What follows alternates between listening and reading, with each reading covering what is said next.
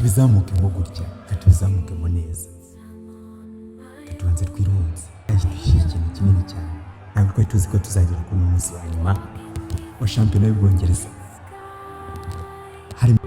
As the stars twinkle passing by, whispering secrets I cannot. Mu guhatana kurenze kumeze gutya, Arsenal, Manchester City ndetse n'ikipe ya Liverpool zagaragaje guhangana gukomeye cyane.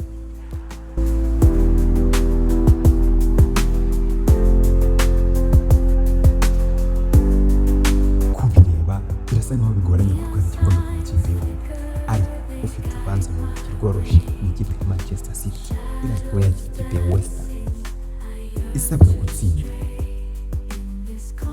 Ku rundi ruhande ni Arsenal isabwa ko igomba gutsinda, ariko nanone ku rundi ruhande Manchester City ikaba yatsinzwe cyangwa se yanganyije, Arsenal igatsinda ibitego byinshi, kuko Arsenal izatsinda ibitego biruta ibya Man City.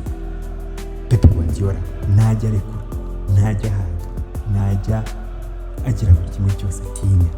Pep Guardiola ni ushaka igikombe cya shampiyona kubera ko ariyo UEFA Champions League yavuyemo, arashaka kugira ngo abwire Etihad ko agishoboye.